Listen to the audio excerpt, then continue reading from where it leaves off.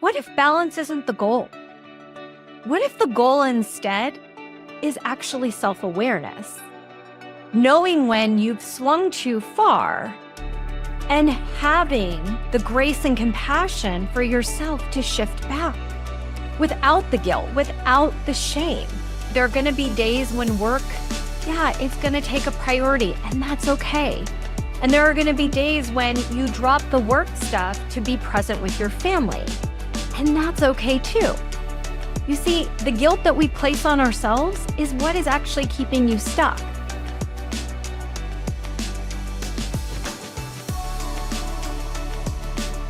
Hello, everybody, and welcome to another episode of the Power in the Pause podcast. How are you guys doing today? I am so happy that you have joined me in today's episode because I want to talk to you guys about a topic that I know is going to hit pretty close to home for so many of you. And the conversation that we're going to be having today is around, is work-life balance really possible?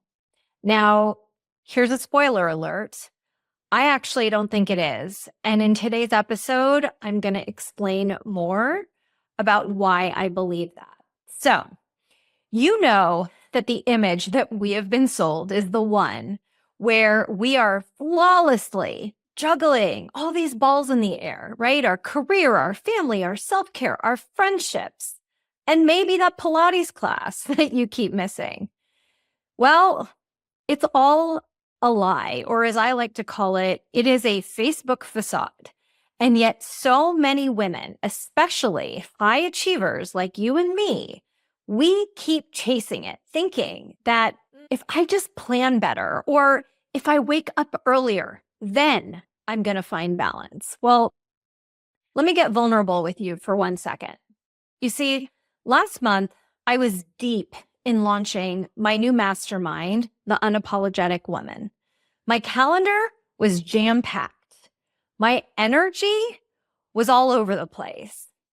And one night, my son wanted to watch a movie with me. And I caught myself saying, "Oh, kiddo, I wish I could, but I've got so many things that I still need to get done for work." And as those words left my mouth, my heart sank. What am I doing? That is not the career that I left corporate to be saying to my child. And I thought to myself, well, here I am preaching alignment, and yet I'm actually denying myself what really matters in this moment. And that is my child. So balance, it's not a thing. You see, that night wasn't about beating myself up. It was about recognizing that balance isn't static. It's actually a constant recalibration. So some of you who know me know that I talk about it in the image of imagining that it's like a seesaw, right? You're never perfectly in the middle.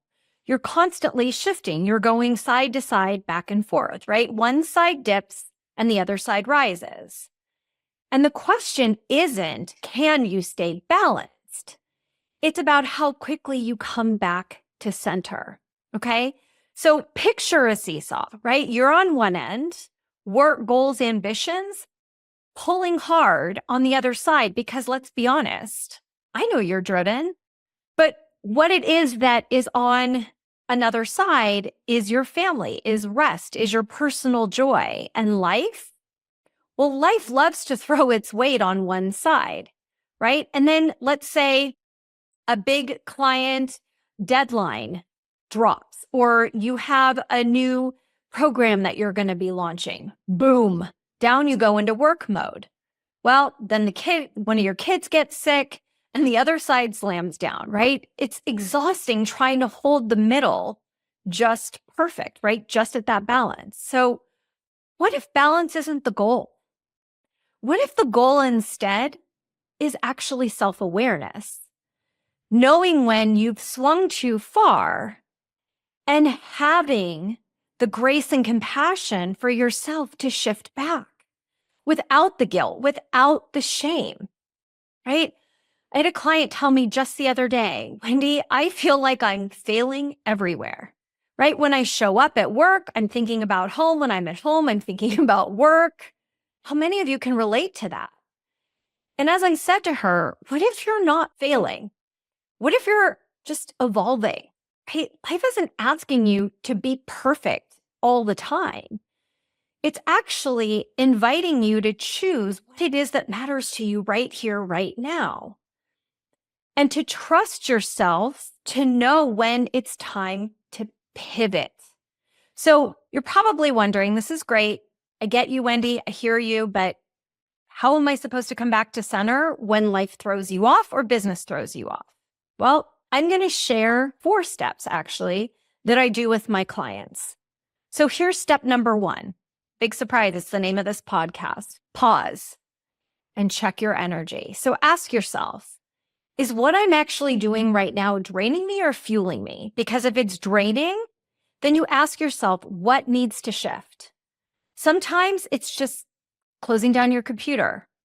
Sometimes it's a deep breath and finishing the task at a later time when you're clear and focused and connected to your intention. Step number 2, release the guilt. Please, please, please. You're human. Okay. There are going to be days when work, it's going to take a priority, and that's okay. And there are going to be days when you drop the work stuff to be present with your family, and that's okay too. You see, the guilt that we place on ourselves is what is actually keeping you stuck. And you know what's going to get you out of that place and move you forward? Grace and compassion. Step number 3 is to really anchor yourself into self-trust. You know what is best for you, okay? Not someone on Instagram, not the productivity guru telling you to wake up at 4 a.m. It's you. You. Trust that inner voice saying, it's time to rest. Or, hey, you get to push a little bit harder today. Because when you know what trust feels like in your body, that's when you know that you are in full alignment. And number 4, this is a really important one and one that not a lot of us are good at doing. And these are setting your non-negotiables. So I have what I call sort of sacred windows that I block off during my day, times that are off limits for work. Lunch, dinner with my family, my morning workout and meditation routine, non-negotiable. So what are yours? Because when you honor them, you're telling the universe, hey, I value myself. I value my time. I value my energy. So I hope that what you're hearing me say is that balance isn't a tightrope that you walk perfectly. It's a dance. And if you're watching me, you're seeing me sway. It's a sway. It's a give and take. There are going to be seasons where work pulls you harder and seasons where life does. And neither is right or wrong, and neither make you more or less. So what if, starting today, you stopped chasing this elusive balance and started embracing aligned choices? Right? What if you trusted that you know when it's time to push and when it's time to pause? Because that, my friend, is where your power lies. It's not in doing it all. It's in choosing what aligns. I'd love to hear from you about today's episode. What part of it resonated? What part are you in resistance around? Maybe you disagree with me. I would love for you to DM me on Instagram at Wendy Paige Sterling and share. And better yet, I guarantee that you have a friend who needs to hear this episode because they need this reminder too. And if you're ready to go deeper, to stop sacrificing yourself for success and finally build that life of ease and abundance you deserve, well, my Unapologetic Woman Mastermind is exactly where we do this work. We do alignment work, We work on your money mindset to increase your abundance and wealth so that you can trust yourself unapologetically. So until next time, I invite you to do the same.